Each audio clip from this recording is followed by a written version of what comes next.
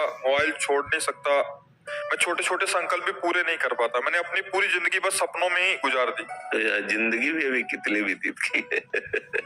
अभी तो विश्वास उठ चुका है। हाँ, अभी तो बच्चे हो, सही मार्ग नहीं मिला इसलिए विचलित हो रहे हो।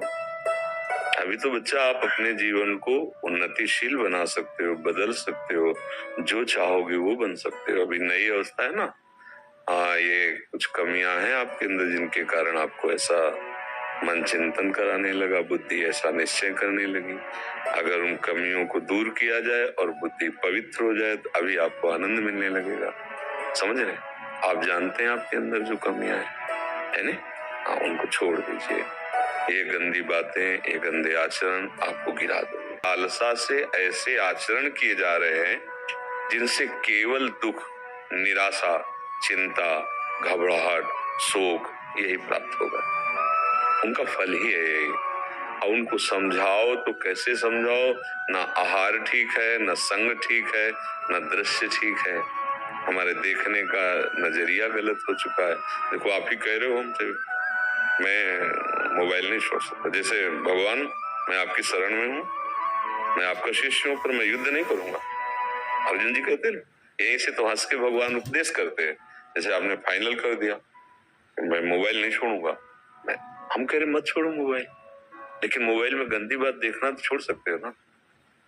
उतना तो आपको कंट्रोल रखना पड़ेगा अपने ऊपर। नहीं रखोगे, देखो हर चीज में गुण और दोष दोनों विराजमान है। जड़ चेतन गुण दोष में विश्व कीन करतार, संत हंस गुण गाए पे परिहरि वार विकार। जैसे दूध पानी रख दो तो हंस दूध पी लेगा, पानी छोड़ देगा। ऐसी गुण दोषमयी सृष्टि रची गई है। हमें गुण स्वीकार, मोबाइल में गुण है। आप एक दूर देश में बैठे एकांतिक महात्मा के वचन सुन सकते हो, किसी भी महात्मा के वचन सुन सकते हो, किसी भी शास्त्र का स्वाध्याय कर सकते हो। उसी में आजकल सबने व्यवस्थाएं हो गई। कोई संकट है तो आप किसी को सूचना दे सकते हो, लेकिन उससे गलत जो बातें हैं वो ना देखो, उसका दोष स्वीकार ना करो। अब पास में मोबाइल है, गंदी बातें देखोगे, गंदे आचरण करोगे, तो यही बात।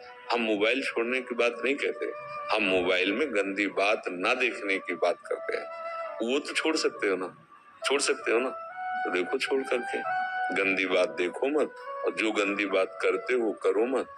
और राधा राधा राधा राधा जैसे दवाई खाई जाती है, वैसे हम आपको कह रहे हैं राधा राधा राधा राधा नाम जप करो, थोड़ा व्यायाम करो, सुबह सुबह 1-2 किलोमीटर दौड़ो। शरीर से जितनी मेहनत करोगे उतने ही तुम महान बनोगे।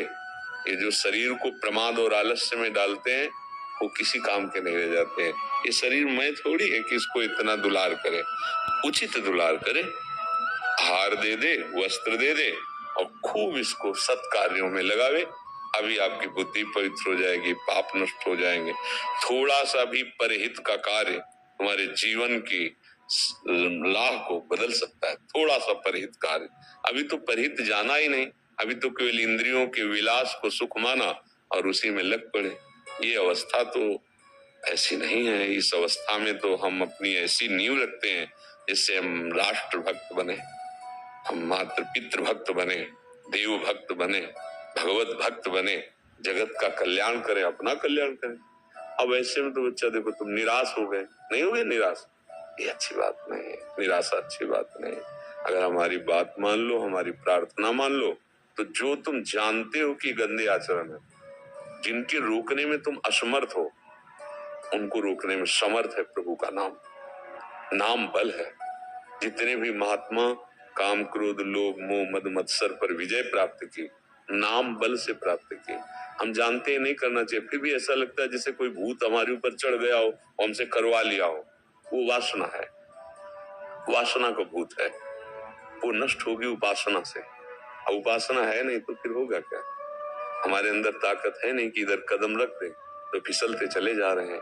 ताकत लाओ।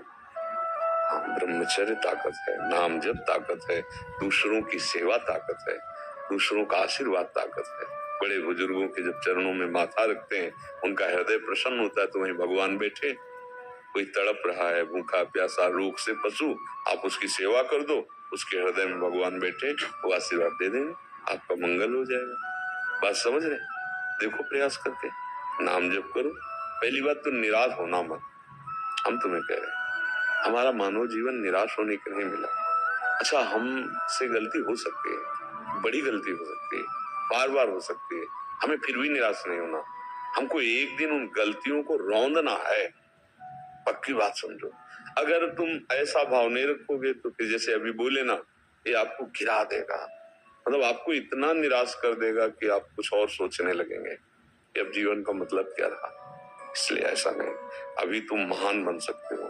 देखो, कई कई वर्ष गंदे आचरणों में रहे, जैसे वैश्यागामी चिंतामणि जी के पास विल्व मंगल जी, और वहां से धक्का मिला, घर परिवार सब छूट गया था। अब उनको एक ही रास्ता दिखाई दिया कि है कोई भगवान, अब मुझे स्वीकार करे। हमने जिसके लिए सब कुछ न्यौछावर कर दिया, उसने तो धक्का मार के बाहर निकाल दिया। चिंतामणि जी उनको धक्का मार के बाहर निकाल दिया। अब वो एक मार्ग मिला भगवान। तभी हम कहते हैं विपत्ति, अपमान, तिरस्कार, ये ऐसा अमृत है जहां से भगवान की तरफ यात्रा प्रारंभ होती है। नहीं, विषयी जीव कभी भगवान की तरफ नहीं चलना चाहता। जैसे नाली का कीड़ा नाली में ही आनंद लेना चाहता है, ऐसे विषयी जीव गंदे विषयों में ही आनंद खोज करता है।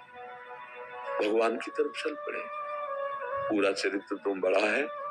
वो एक ऐसे महान आचार्य कोटि के रूप की बिल्व मंगलाचार्य उनका, और उन्होंने चिंतामणि को प्रणाम किया गुरु रूप से कि अगर तूने मेरा तिरस्कार ना किया होता तो आज मैं श्री कृष्ण को न प्राप्त कर पाता।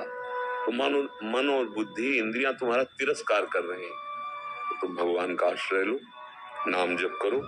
देखो, तुम ही इस बात का अनुभव करोगे, हंसोगे अपने ऊपर कि अरे जब मैं नाम से विमुख था तो मेरी धज्जियां उड़ाई थी, आज मैं नाम जप कर रहा हूं तो मेरा कुछ नहीं बिगाड़ पा रहे। समझ रहे? आप निराश मत होना, हमारी बात मान लेना, एक दिन आपका हृदय शीतल हो जाएगा। मनुष्य जीवन व्यर्थ नहीं किया जाता बच्चा, बहुत कीमती। देवता तरसते हैं इस जीवन के लिए कि अगर ये जीवन मिल जाए तो मैं साधना और भजन करके ऐसे उत्तम गति को प्राप्त हो। कोई देव गति, कोई उत्तम गति थोड़ी है। वहां भी भोग विलासिता है, बाद में पुण्य क्षीण होने पर ये मृत्यु लोक में आ जाना पड़ता है। पुण्य क्षीण मृत्यु लोक के विसंति, ठीक है ना? धैर्यवान, नाम जप, जो तुम गंदी आदतें जानते हो उनको छोड़ने का प्रयास करो। अगर फिर गलती हो जाए तो निराश मत होना। दवा खा रहे हो, राधा राधा राधा राधा, बल मिलेगा। ये जैसे हम आपसे सत्संग कर रहे हैं ना, आपको बल मिल रहा है। अब आप देखना, अगर हमारी बात पे चलोगे तो आपको लगेगा कि जैसे कोई जबरदस्ती हमसे करवा रहा था, ऐसे कोई जबरदस्ती हमको बचा रहा है। भगवान की कृपा, भक्तों की कृपा अमोघ होती है। महत्संगस्तु दुर्लभो दुर्गमो परमोघस्य। अगर स्वीकार कर ले तो अमोघस्य, ठीक है।